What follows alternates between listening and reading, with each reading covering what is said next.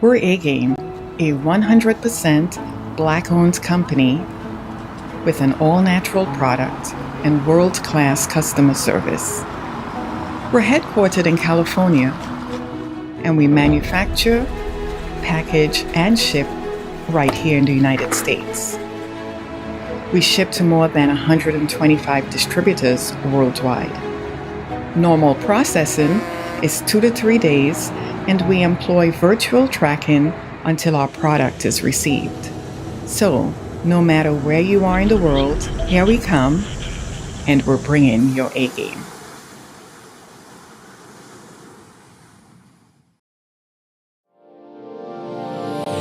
Hey all my Crimsonites, and welcome to the Crimson Cure channel, where we embrace our femininity, increase our womanly values, and celebrate our brothers. So join me on our feminine journey to learn, heal, and grow.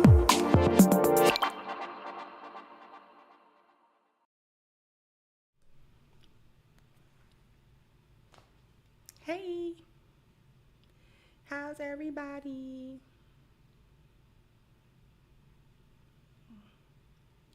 How's everybody today?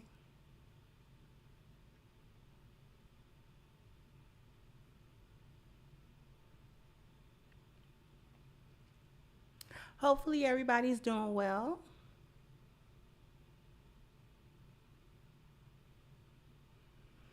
So we got an interesting show for you today. Why Black men are disposable. Because we've heard plenty of Black women specifically can't wait to jump online to tell everybody how useless and worthless and disposable Black men are to them and should be to any woman.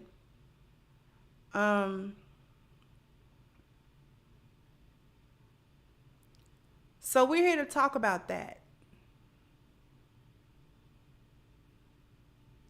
Because the other thing that sort of sparked this conversation is this is also a continued conversation from the Why Black Women Have Daddy Issues video.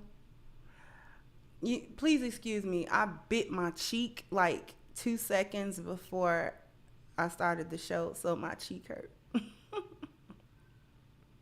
So if I'm talking a little funny, that's what's going on. My apologies. You know how I wasn't even eating. Like, it was weird.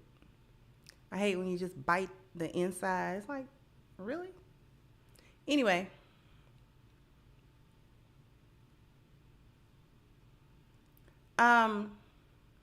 This also comes from the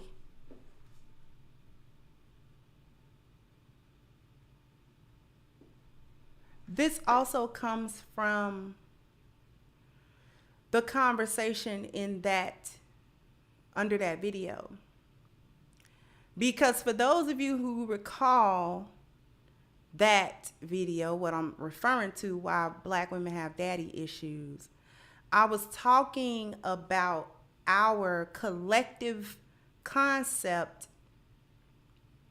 of making dads creepy to their daughters, especially when it comes to issues surrounding procreation, surrounding biology, and surrounding sex. Notice I put procreation and sex separately. Because we've got a really, really weird concept of that. Like, we're wigged out by that. We don't like associating fathers with daughters. And the larger conversation is that we don't like associating Black men as parents. But we're going to get to that in a minute, because We're going to get to that in a minute, because it was weird to everybody when T.I. said that when his daughter, one of his daughters, was a minor, that he used to go to the doctor's office with her. He used to go to the gynecologist with her. And everybody immediately thought that it was nasty that he was even involved at any way, shape, or form with his daughter's reproduction. That he as a father was somehow creepy for being concerned of whether or not his minor daughter was a virgin or not, which is something that he has to be aware of. He needs to be aware as her active father in her life. He needs to know whether or not she's sexually active. And to the point where there was a huge upheaval, he showed up on Red Table Talk. She had the audacity to try to put somebody on the spot about parents, and girl, if you don't knock it off. To try to explain why he as a father would be concerned over that. And he's like, if I'm responsible for her, then I am exerting a level of control. Well, you can't control her reproductive system. Yeah, but I got to know about it. Why are you concerned? Nobody asked that when moms are concerned, because in the community, only Black women can be mothers. Only Black women can be parents. Black men are not allowed to be parents. Black men are disposable. They are disposable in every area of communal activity.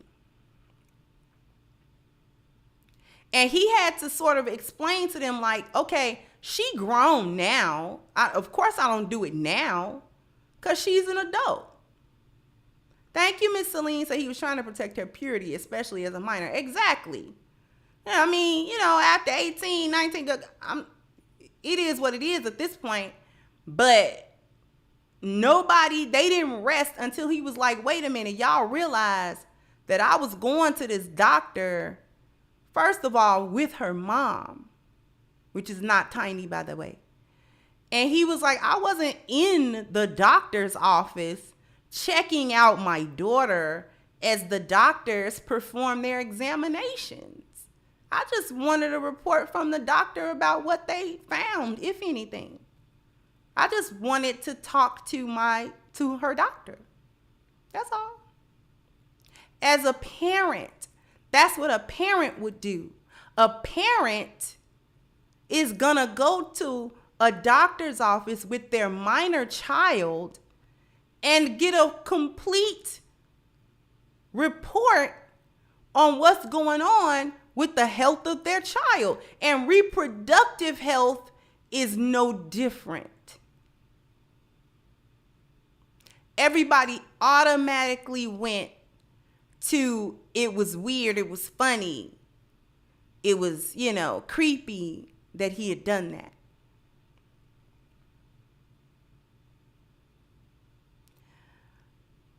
Black men are disposable in relationships romantically,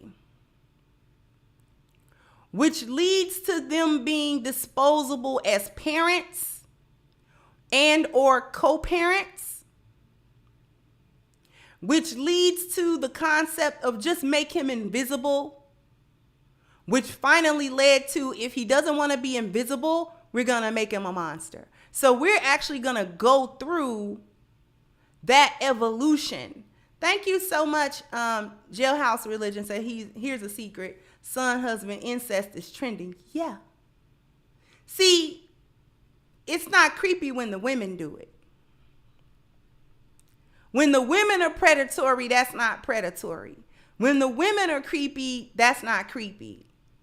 When the women are being inappropriate sexually around children, like that discount rapper girl, what's her name, Erica Banks, we gonna talk about her at some point, twerking on them high school students, and nobody thought that was a problem, talking about the high school students is grown. So why R. Kelly in jail then? If high school students is grown, why is R. Kelly in the slammer?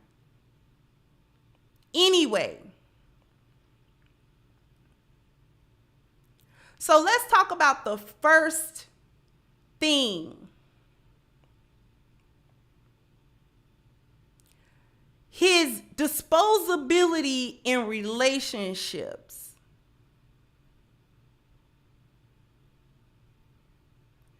Black women can't wait to come to social media or any outlet that'll have them to talk about how useless black men are and how disposable they are in their lives. Thank you, Paul Bunyan says, so many of us are here after Brother KS passed. Let's put the band back together with Crimson as our new lead singer. Thank you so much.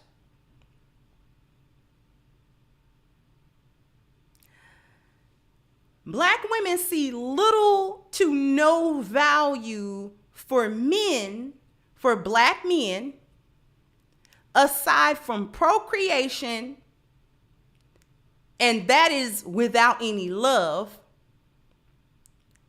and money. Procreation and money. This is the exact same viewpoint and devaluing of black masculinity and necessity that occurs in white dominated societies. See, black men have been consistently devalued and then made disposable if he doesn't fulfill the role of being a buck and a slave. He's got to be a buck and a slave. The only things that he's valued for at all is his resources, his provision. That's strictly monetary, not his masculine light. Don't nobody want that. Nobody asked for that. Not anything else that he comes with. Nobody's looking for his problem solving. Protection only comes in the form of him jumping in front of a bullet for a black woman. And his procreation is not with love. It's just sex and the creation of children that are not deemed to be his. They are not his children. Nobody's asking him to be a parent. Nobody wants him to be a parent. Nobody, okay? Let's talk about the relationship transaction and his disposability here. All right? Like I said, black women see little to no value for black men outside of money and outside of procreation, specifically without any love. Just sex, just children. They'll have as many children as possible, but they will not love the men that they are having the children by, okay? The sex is transactional at best. At best.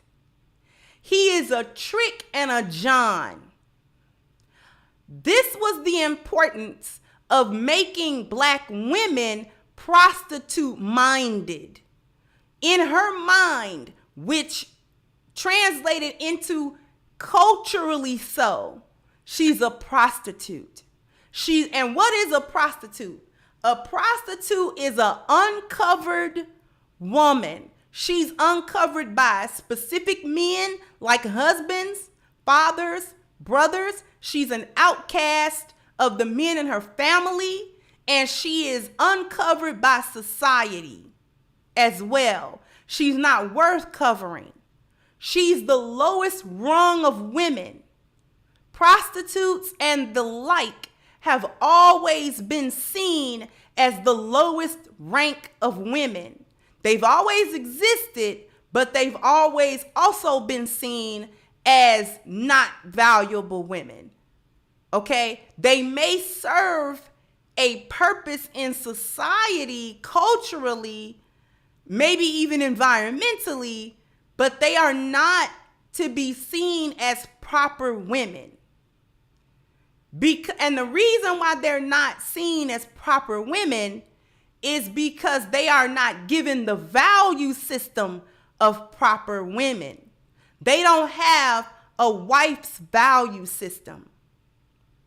Her outcasting from the 4Ps of any men makes her unsuitable for the 4Ps of any men at any point in her life, especially after she turns her life over into the streets. The only man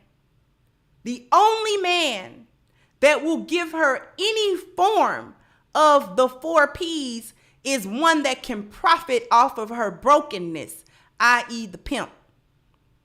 He will give her a form of 4Ps, one that she can handle,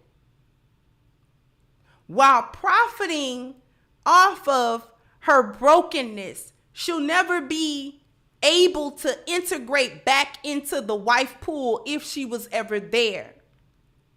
Okay?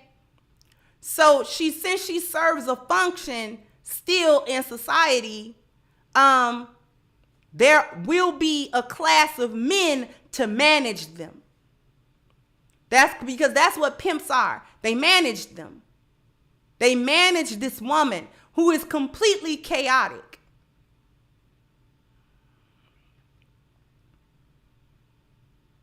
Okay? Now, it was important to make Black women have a very transactional thought and perception of themselves and their value. It was important to make Black women understand and feel and believe that her greatest value and her greatest asset was her sex. And as such, along with her greatest value and asset being sex and the greatest pursuit of anything under the lost value system being money, that she would trade her sex for money. Her greatest value is sex, and the greatest pursuit under the lost value system is money. That's the God. Okay? So she will always trade her sex for the highest amount of money that she can get for it. This is the birth of the transaction. So we've got to get the women away from this wifely kind of value system and thought and behavior and way of carrying herself. Once we get her in a transactional mindset, she'll treat Black men as a John, okay, and a trick.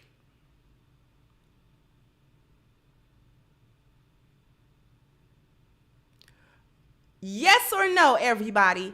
Is a prostitute supposed to have care and concern and love for a trick or a John? Yes or no?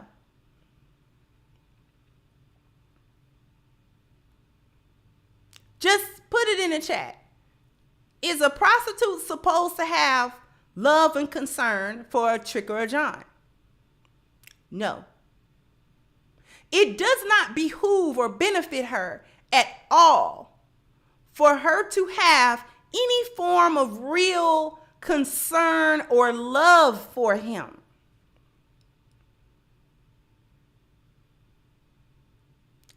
Because if she develops some type of love and concern, she begins to see him as more of a complete human being rather than somebody to do a transaction with. It behooves her to never see him as anything more than two things: What is he to her? What is he to her? A trick or a John to a prostitute is two things. He's only got two uses. What are they?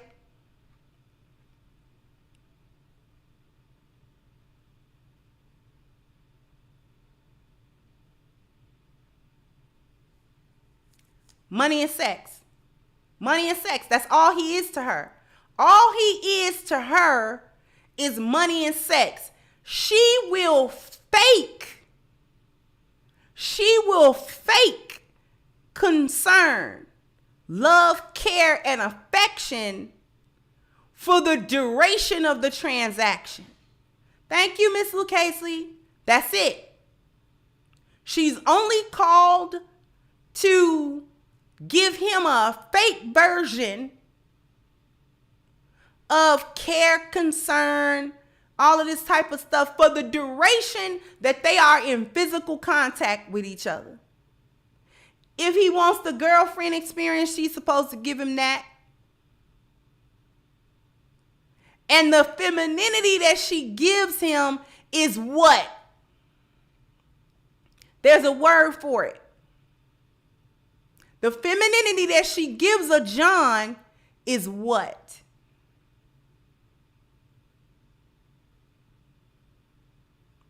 Conditional.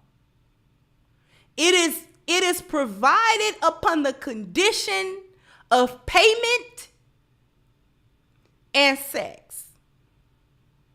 Now, a prostitute will take payment without sex if the John does not require sex. Does this say he want to pay her just for being around or talking to her or whatever?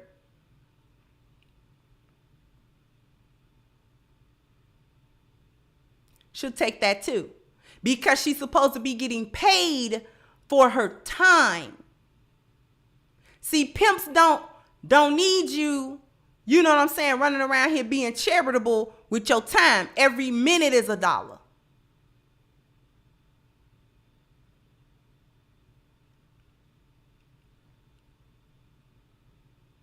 Now, the reason why I went through that is to demonstrate the dynamics of today's relations between black men and black women. That is why it's transactional. To put her in the mindset of prostitution. She will then treat and approach black men as Johns and tricks, which is why the dating pool is so ridiculous now. It can't be taken seriously. Everything is a transaction. See, these women are not looking for husbands. They're looking for the highest bidder. Somebody to buy them. Okay? Somebody to retire them out of prostitution. Okay? Because the more seasoned prostitutes do retire. A pimp's bottom chick, he retires her after a while. She's served him. She's made enough money for him. She's a little long in the tooth. She's not going to pull as much money just walking the street. But what she can do is school the new stable of girls. And he'll retire her out. She don't have to walk the blade no more. In Japan, in the time of the geisha, at least feudal Japan, and probably a little bit more modern than that, a geisha would be, the top geishas would also be retired. Okay? A daimyo or something like that he would go and get the top level geisha, one that he probably already had a relationship with before. He was always one of hers, a regular, if you will. And he would eventually retire her out. He would pay for her and she'd be his for the rest of her life. She's done with the geisha lifestyle. She's aged out of it, pretty much. And she was one of the top ones, well sought after.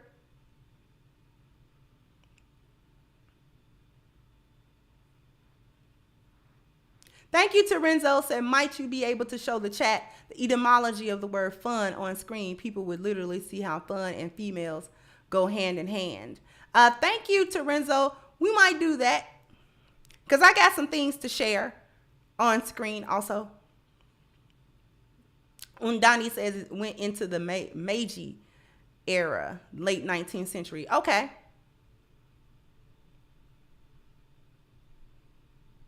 So the transaction, I'm going through something for you because the black woman today, this is her mentality. This is why she's saying black men are disposable.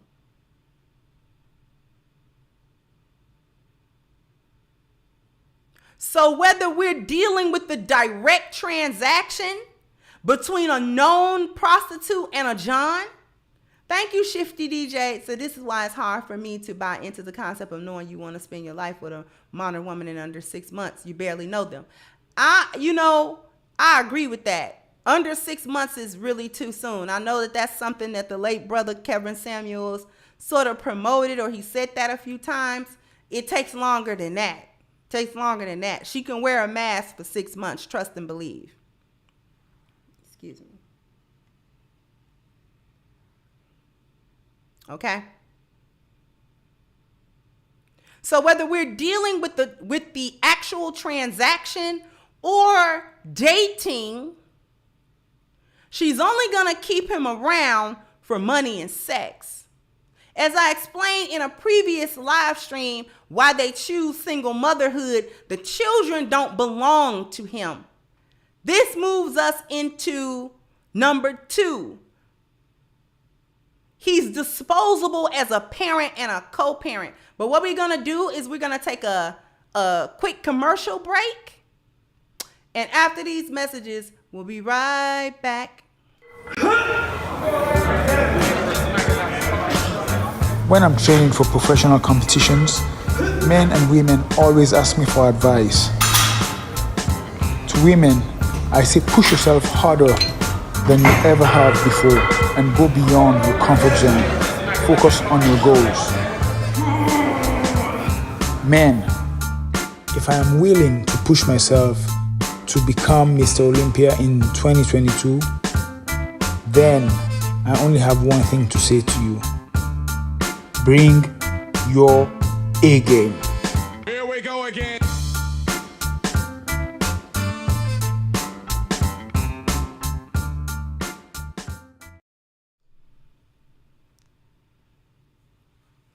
I really like that commercial. Every time I see that commercial, it gives me more motivation to really hit my exercise. Because them people in that commercial look like they are going for it, don't they?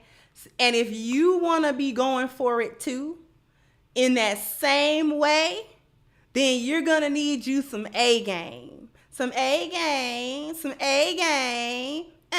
You're going to need you some A game. If you really want to hit the gym, hit the weights, hit the cardio, right?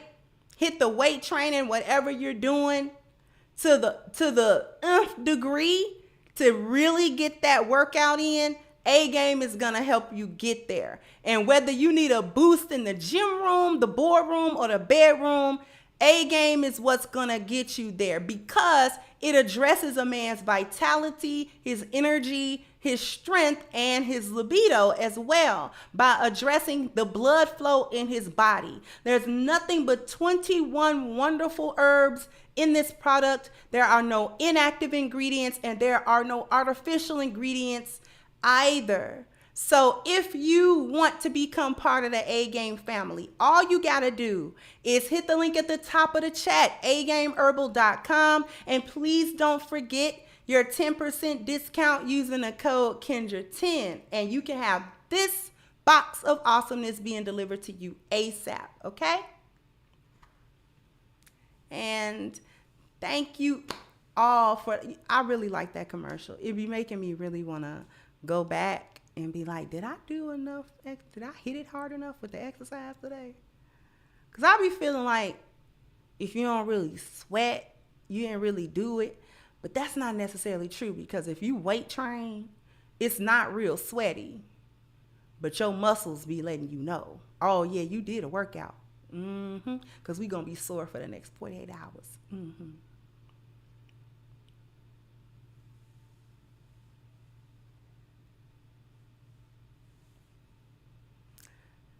I have an article to share with you all. It's an interview of a black man, and he's talking about society not seeing black men as parents. So I'm going to read this article to you guys. Going to try to go as quickly as possible so that we can move this conversation along. Want to see if I can sort of make this bigger. Okay. Yeah, whatever. All right. So they didn't really see black men as parents. Dr. Mark Anthony Neal on punitive policies, pop culture, and the myth of the absent black dad. Okay. So we're going to skip all of this. I'm going to go right into the article. When racist narratives like the absent black father myth go unchallenged in research, media, and pop culture, they ultimately serve as justification for punitive policies that harm black families and ultimately all families. The Better Life Lab sat down with Dr. Mark Anthony Neal to discuss the origins of the absent black father myth, how pop culture contributed to that narrative, and how it still manifests today.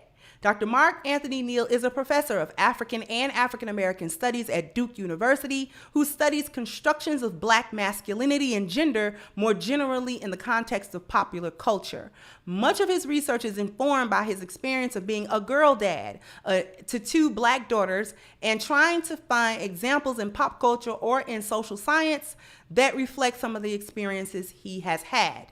So the first question, what do you enjoy about caregiving and your role as a dad? What about fathering stands out to you?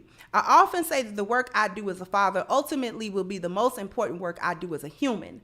A lot of that has to do with my own memories of my father, who was someone that worked 12 hours a day, 6 days a week. He was in the home and was present, but he was not present in the sense that he could come to school, plays, performances, baseball games, or anything like that. As a parent, I wanted to make sure that I would be available to my daughters in that way. For me, it all comes back to creating those simple, small pleasures of sitting together in the car and allowing them to talk about their lives and what's going on. I often think about my youngest daughter, who's 18 now, and some of the contemporary rap music she likes. I only listen to it when she's in the car, but it gives me a different kind of appreciation for what she and her peers value in that music. My life would be radically different and of less value if I hadn't spent that time with my daughters. Now, just that right there, I'm gonna say something before I continue on reading at least the more important parts of this article. This was a black man who is a father to two girls. The conversation that we had a few days ago about why black women have daddy issues was something that caused a lot of conversation, right? Some people agreed, some people were on the fence or what have you. The point though was that it got people talking. Now, that conversation dealt with a father's procreation towards his daughters in the form of having the birds and bees talk with her. Okay? The birds and bees talk with her. And there were some people, not only in my comment section, but the people under the original comment section of the original video were like, no, fathers aren't supposed to have that type of talk with their daughters. Now, this is a situation where this man apparently is a single father to his daughters. Where they supposed to get that information from? Who's supposed to have that talk with them? Who's supposed to have a procreation talk with these girls? Who? They supposed to get it from their girlfriend. They supposed to get it from social media. They supposed to get it from songs like WAP. Where they supposed to get information about how they supposed to engage with husbands and things of that nature? Who's supposed to teach them that? And we don't like that conversation because it ties into men not being valuable and being disposable as parents. Because if they disposable as spouses and partners in a romantic setting, then they automatically are disposable as fathers and parents. We don't want them doing nothing. See, even the parenting of black men has been relegated down to his wallet. Thank you, Jailhouse Religion, said Crimson Cure Danica, the queens of the new Black America, making not only black women and men better, but white people too, and that's power. Thank you so much, Jailhouse.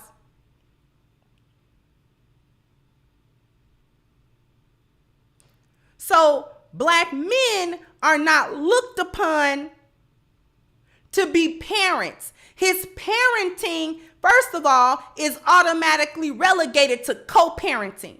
Because of the transactional nature of the relationship, they're not getting married. We're not getting married. So because we're not getting married before we have children, then the father of these children are automatically, he co-parenting with me. And his co-parenting is what? Money. Because the black woman will go where to make sure he's not a deadbeat? To the court, to drag him through court for child support. And we're bred that way.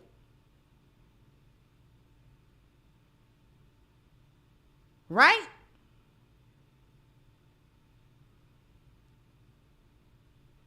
He's a wallet not only to the baby mama, but to the kids.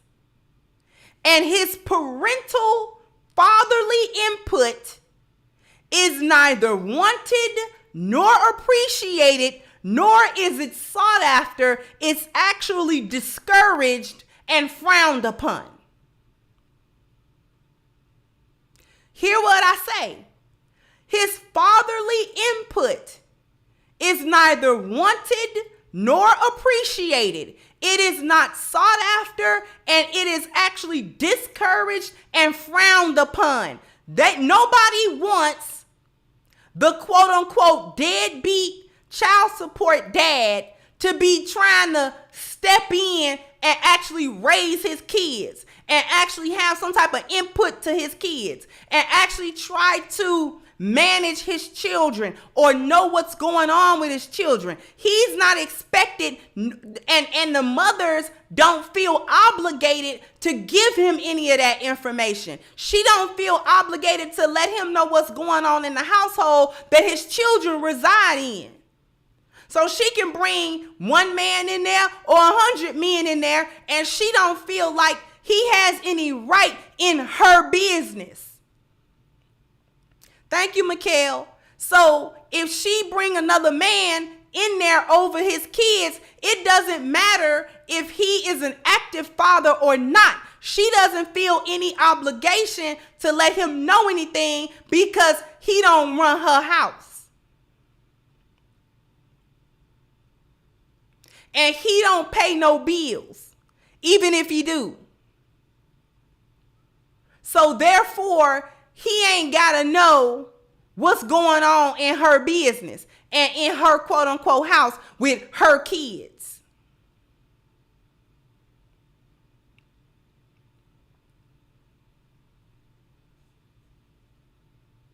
So if he come through trying to act like he's a dad and trying to act like he gonna be important in his children's life and an integral part of his children's life, she gonna look at him, and so is everybody else gonna look at him like, boy, what is you doing?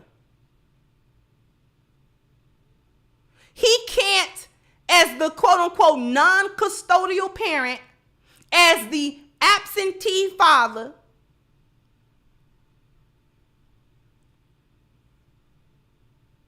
He doesn't have a right in the eyes of society. And as far as black culture is concerned, he doesn't have a right to ask her about anything concerning them kids.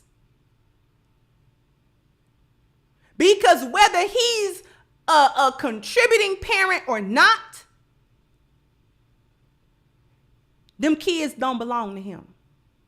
And he does not have an automatic right to know about them, to see about them, to provide for them beyond child support, to give them. He's certainly not allowed to problem solve. That's the thing that's being cut out. That's the main P that's being cut out. He's not allowed to problem solve his children. Thank you again to Renzo said, peep the wording of the past. They took God out of everything the same way they took melanin, wealthy men out of the home. But money says, in God we trust, like WTF. Yeah. The main P that's being taken away is he's not supposed to problem solve for his kids. So if they have an issue in their life that doesn't require some type of money to be given to them, they need to speak to their father. And their father needs to know about what's going on so that he can actively problem solve for them. No. Protection is being taken. That P is being extremely limited, because if she bring other men into that house over his kids, she don't want the father of the children talking to the dude, because the dude is a transaction. She not serious about him, yet he's in contact with them kids. And this is yet another aspect of the failure of single motherhood. Because while y'all out here trying to act like he ain't supposed to know what's going on in your business and blah, blah, blah, blah, it would behoove you to have the father of that child or children talk to that man that's in that house. And the one main reason that it behoove you to do that is so that whatever that man's intentions are, he know that them kids got a protector. And it ain't you. See, that's something only men can square away with other men. He ain't scared of you. You not a layer of protection. You vulnerable. You open season. It's deer hunting season and you a whole deer.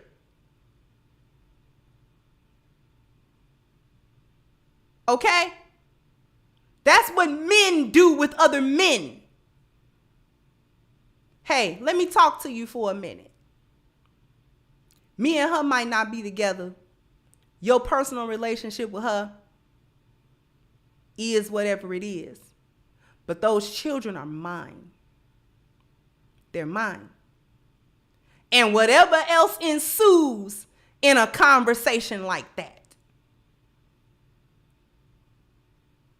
between two men, so that that man know, regardless of whatever his intentions were or were not, he understand that if I pull anything with these kids, it ain't the mama I gotta worry about.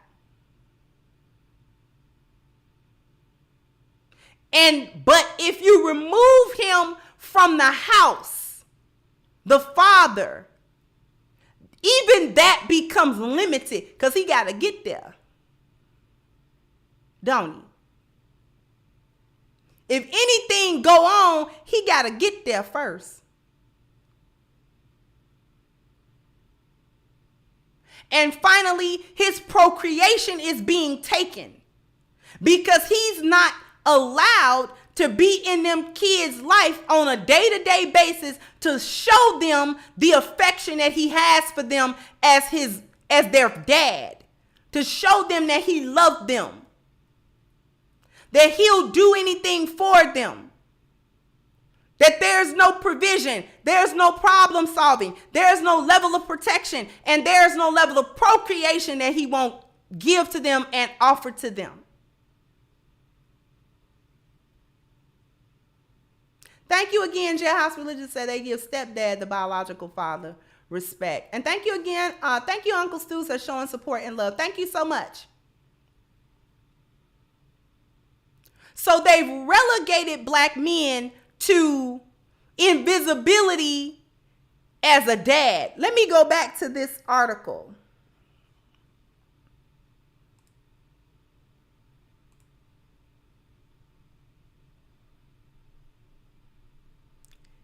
The notion that black fathers are uninvolved in the lives of their children is categorically false. Still, despite research proving otherwise, the myth of the absent black father persists. How did this myth originate, and in what way did pop culture help construct or perhaps challenge it? I think that the myth was shaped in part by social economic realities. Some of the social science data suggests that we have to go back to the 1970s.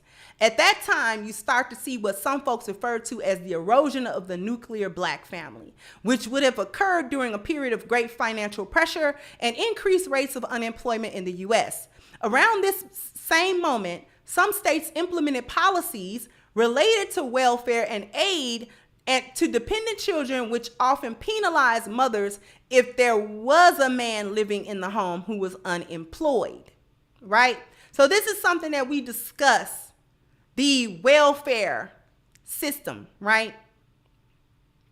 We know that in the 1970s, people expected men to serve a particular role within the home, so there was no language to describe men who didn't have a job but were living at the home. It was difficult to be at home and not work. Rather than be at home and in that reality, some men would have rather fled. Keep in mind, this reality was experienced not just in black communities, but in many communities across the United States. Now, more than 30 years later, we can finally wrap our heads around the idea of fathers being caretakers and stay-at-home dads. We even see examples of single fathers raising children in pop culture and in the media. In the 1970s, there were no such examples of that. Got it. The compounding pressure of unemployment coupled with society's gender expectations and punitive policies really did push some men out of the home. However, as you mentioned, these challenges affected everyone, not just black families. So then why did we see the perpetuation of this idea that black men in particular were absent fathers? Well, the myth of absenteeism got reinforced via pop culture and in several different ways. Some of it was neither accidental nor necessarily intentional. For example, think about the television series like Julia, which was the first sitcom to feature a black woman, Diane Carroll, in the lead role. Julia's husband had been killed in Vietnam, so the premise of the series is dependent on her being a black single mother. When that was the only representation of the black family, the emerging narrative depicted black fathers as missing, whether intentional or not. And then you look at shows like Good Times. The thing that resonated with many black audiences was that you actually had a father figure that was present. Although James Evans, played by John Amos, was always trying to find another job, he was there as a strong black male presence. When his character got killed off, it became kind of a metaphor for how America saw black families. Originally, the character of John Amos offset the buffoonery of JJ.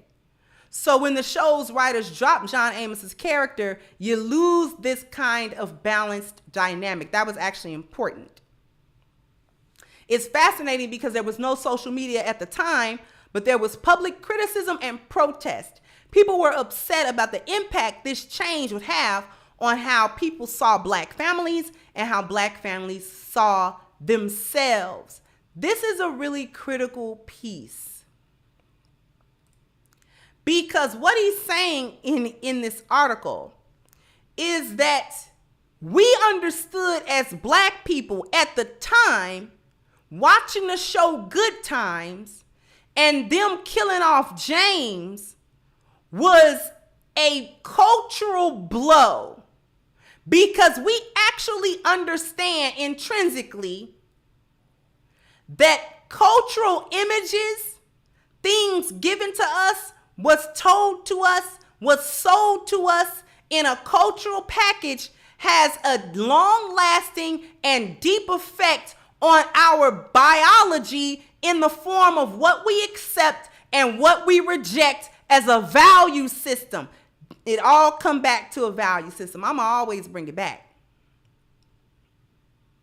See, we didn't like the shot at our value system. We didn't like that. Here you had an intact black nuclear family with a strong black male presence. And regardless of the fact that James was poor, he was strong-minded and strong-willed. And he was the patriarch of that family. He ran that household. Florida did what James wanted in that household. She raised them kids how James said, not how she wanted to.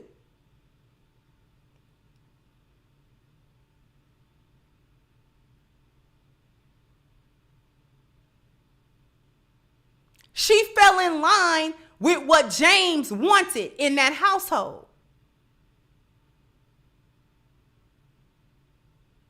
And when that dynamic was destroyed on camera, we as a community felt that.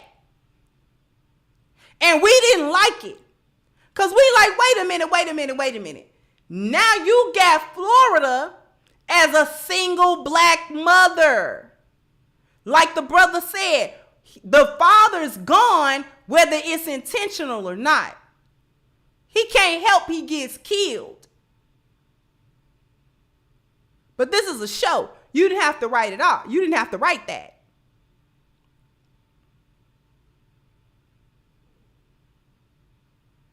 And regardless of whether or not he intended to leave or not, he's gone. The effect is that he's gone.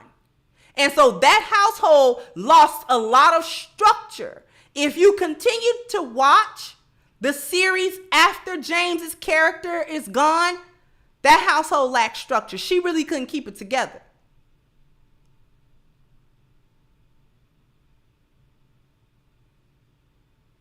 And that cultural depiction of the breaking of the black family, we understood that, even though it was a TV show, that it would undermine our values.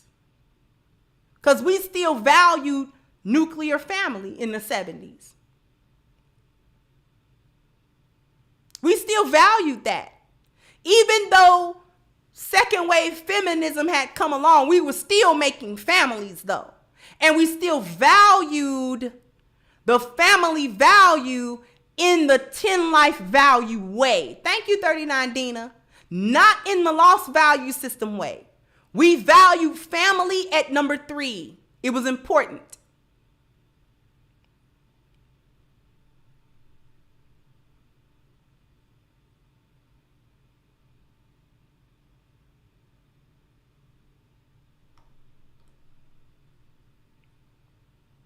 Okay?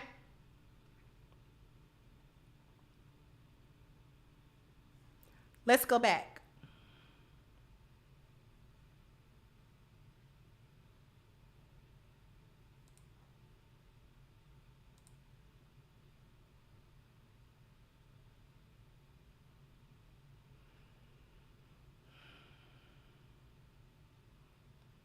I skipped one question. That's okay. Can you elaborate a bit more on what you were saying about black men not being seen as parents or fathers? And this is what I was talking about.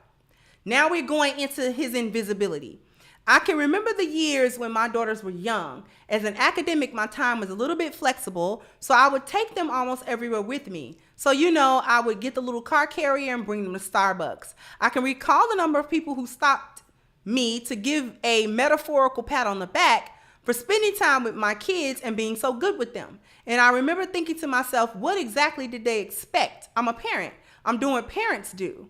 All the unspoken dynamics of those moments had to do with the fact that I was a black man. What they were really communicating was that they didn't really view black men as parents. Okay? And I'm going to read this I'm not going to read the last questions, but I'm going to read the answer to this one.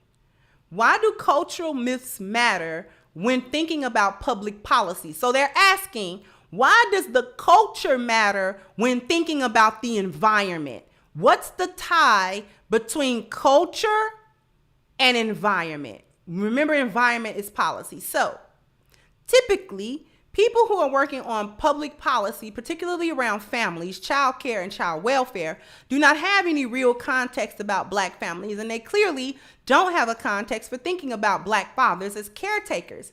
That has a dramatic impact. Consequently, public policies affecting Black families and families in general get constructed from a default analysis, the assumption that fathers aren't present and won't be engaged with their kids. As a result, we've seen the kind of punitive measures that have been directed towards Black fathers. I often think about Walter Scott, who was killed in Charleston in 2015. Part of the reason he was running from the cops when they shot him was because he was afraid about being pulled in for child support, which he didn't have the money for.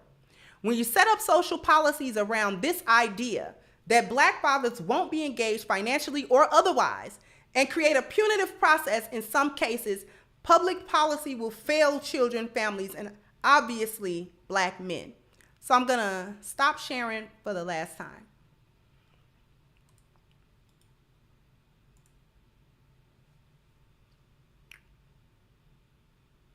So what the question was, and what his answer was pertaining to, was how does culture affect the environment? And culture always can affect the environment because we biologically, by this time, have accepted the lost value system, aka the American nightmare. We've already accepted it. So that leads to that acceptance on a biological level to a false value system leads to everything false in a culture. This is why we got the culture we got now. Once that's established, whether real or false, policies get made behind it. So the environment will then in turn affect us biologically and culturally over and over again. Now we've got Black men being invisible. Make him irrelevant. Get him out of here. Okay? Aside from his monetary resources, he is not to come around or add any input in any marriages that he's in, any fatherhood he thinks he needs to be a part of. Nobody wants him around. Nobody's looking for him to actually have any input, which relegates him to invisibility and obscurity and obsolescence. He's now obsolete. This is where we get he's disposable. Because when things are disposable, you throw them in the garbage after you use them. And then you don't think about them anymore once they're in the garbage. If you have disposable cups, spoons, forks, plates, napkins, you use that stuff and then you're not thinking about it anymore. When you have a paper plate and you done ate however many little servings you gonna eat, you will fold that paper plate up so fast and throw it in the garbage. Ain't nobody going back thinking about, man, I wonder whatever happened to that paper plate I threw in the garbage 2 years ago. Don't nobody care. It's in a landfill somewhere not being biodegradable because it was foam. All right? It's in a landfill somewhere taking up space and polluting the soil and the environment. That's what it is. It's floating in that garbage train in the Pacific Ocean. That's where it is. Okay? Nobody's thinking about it anymore. That's the nature of something being disposable. You use it for when you use it, and once it's gone, it's gone. It's out of sight, out of mind until you want another one. And when we utilize a paper plate or a napkin, we don't reach back in the garbage to get the last one. We just go get another one. Thank you, Derek Brandt. Say, keep cooking. Much love for all that you do. Thank you so much. You get another one. This is why they can run through men so quick. You just get another one. All of them do the same thing. Supposedly. All of them the same. Every paper plate is the same. I don't care if you get a dollar stove, paper plate or you pay too much for it at Target. One might be a little bit sturdier than the other one, but in the end, they all going in the garbage. So it don't make no difference. This is what we talking about.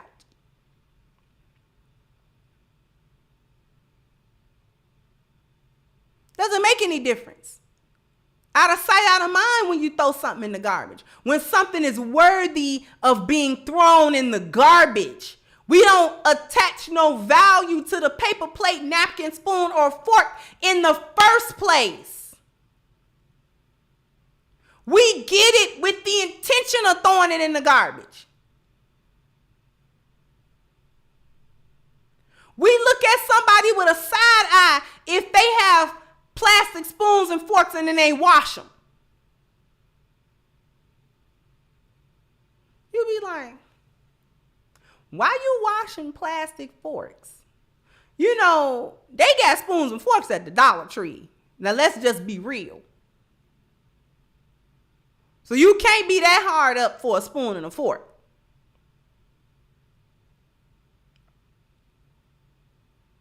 You understand what I'm saying? So America and the black woman see and treat black men the exact same way. Disposable. He serves a specific set of purposes and then he's out of there. And if he doesn't want to go away, the last stage of it is to make him a monster. Make him a monster. He's abusive. He's a narcissist. He's a pedophile.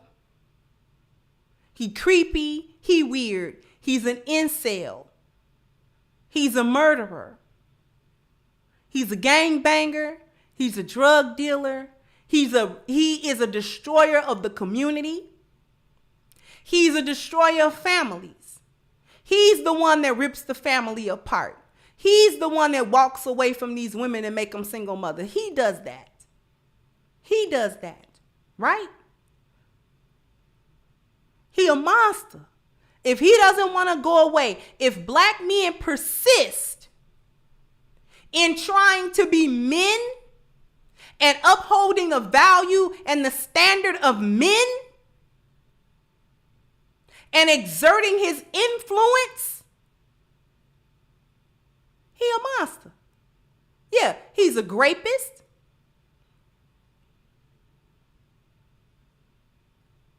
He a monster. And the stats don't even bear that out. The stats do not bear that out at all. Yet it persists. Thank you. Again, Jailhouse Religion said the backwards reality is that they see the stepdad as a biological father and they never love and respect and marry the real father of any of their kids. And even the stepfather, he not respected like he used to be.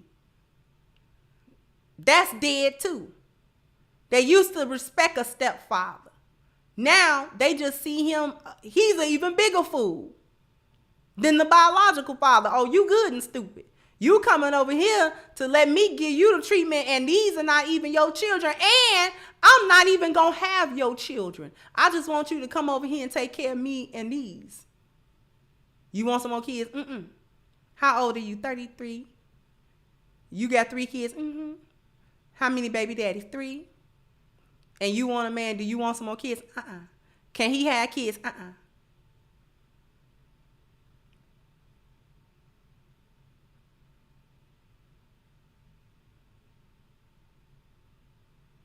Used to be a time you respected a stepfather for stepping up to a plate that he didn't have to step up to. For taking on a set of responsibilities that he didn't have to take on.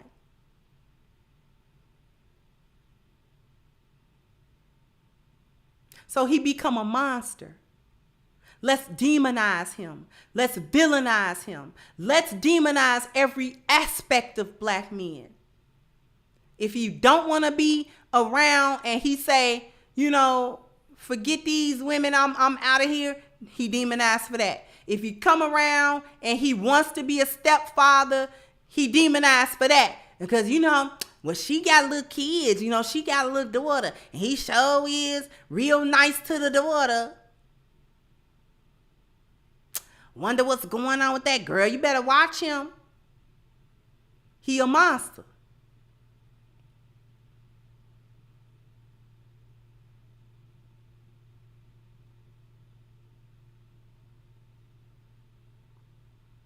We are very backwards. This is what the adaptation of the lost value system, aka the American nightmare, has brought us. This is where it has brought us. Everything black men do is problematic. Everything. There is now no such thing as a good black man or a bad one. All of them are the same.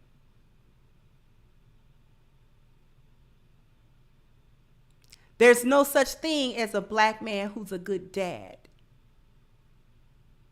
Because he going to be a deadbeat. That's part of making him invisible. And or making him a monster. The myth is going to apply to him whether it apply or not.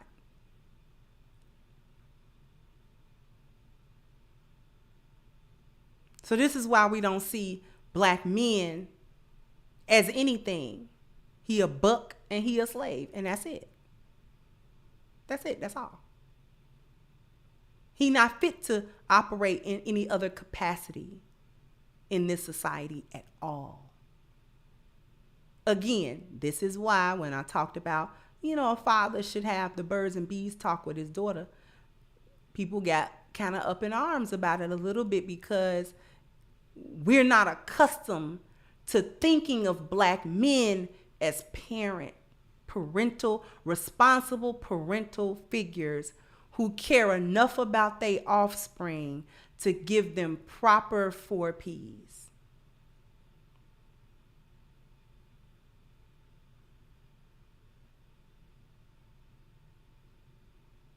I'm certain that the women in here that had their fathers in their life, their father had some kind of talk with them about procreation, about birds and bees, about the men, about the boys, about getting married, about that. I'm sure that y'all did. That's how we become lionesses. Our significant input from our fathers that is very different from our mothers. My father, along with these other lionesses in this chat, gave us a perspective that our mothers could not give. And it's just as simple as that. Thank you, Mr. 123.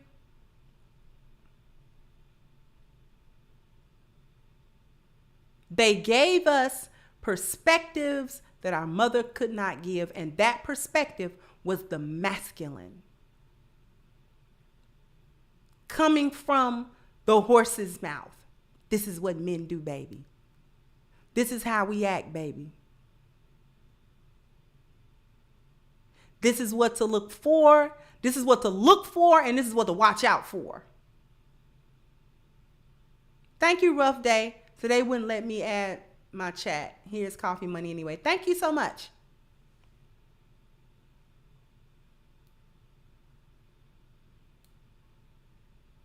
But I just wanted to bring this topic to everyone's attention because I think it was a conversation that we really need to have as a community. It's really important for us to talk about and understand why we say, or why anybody would say black men were disposable. Before we wrap it up, let me state our stance here at the Crimson Cure. We love black men. And you are one of the, if not the, you are the most important component of the black community. Because without our black male leadership collectively, we will continue as a so-called community to fail and flounder and become extinct underneath the weight of the American nightmare value system. You are necessary beyond measure. You are extremely important, especially to the lioness and to your cubs.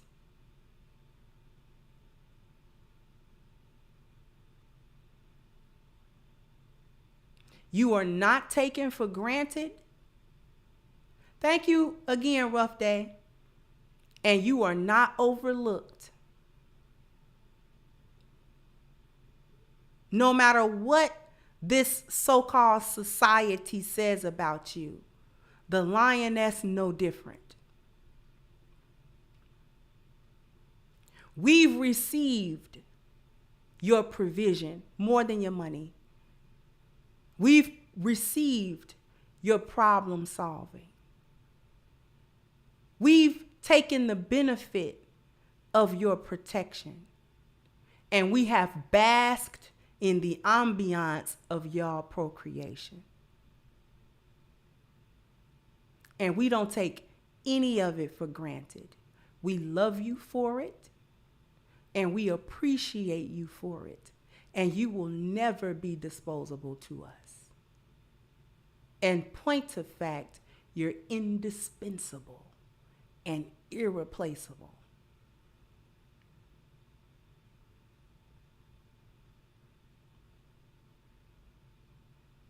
Thank you again, Mikhail. So thanks for the appreciation, Kendra. It's great to see women who understands the plight.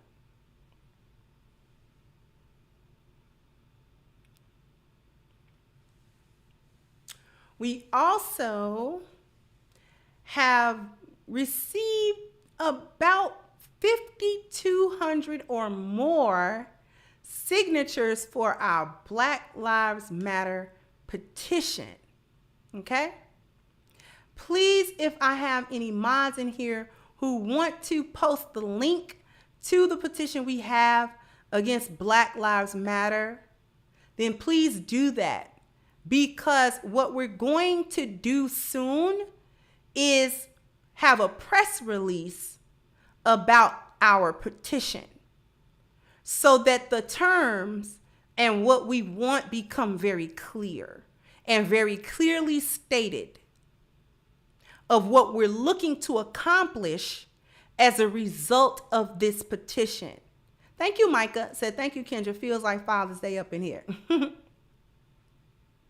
So if you want to be a part of holding accountable Black Lives Matter as an organization for the blatant theft of $90 million in donated funds beginning in the year 2020 that did not come to the Black community nor the families of the victims of police violence, then please go ahead and become part of this movement by signing the petition, sharing it, and also contributing to it if you can. Thank you, Jeffrey, for showing some love. Thank you so much. So the mods will put the link in the chat for me, please. And also the link for it is in the description box as well. I want to thank everyone for you guys' contributions. I really appreciate that as well through Super Chat, through Cash App, through PayPal. Thank you, Chris B. So shout out to Crimson for rocking a Thelma turtleneck. A-game, A-game. Thank you, guys. And last but not least, I want to thank my support team, without which we cannot bring you these awesome shows and this awesome, really important content. So thank you so much to them. Thank you again, Child of Light, to protect Kendra at all costs. Thank you so much. And I'm going to go ahead and wrap this up, and we will catch you guys on the next one. Bye-bye, Crimsonites. Hey, guys, please like, share, and subscribe to the channel and hit the notification bell. And if you've got more to say on the topic, leave a comment down below. Also, don't forget to support our sponsor, who so graciously supports this channel by clicking the description box and the link for A-Game. At agameherbal.com, you can go ahead and get a 10% discount off of your next purchase using the code Kendra10. This has been yet another Crimson Cure production, and I'll catch you guys on the next one.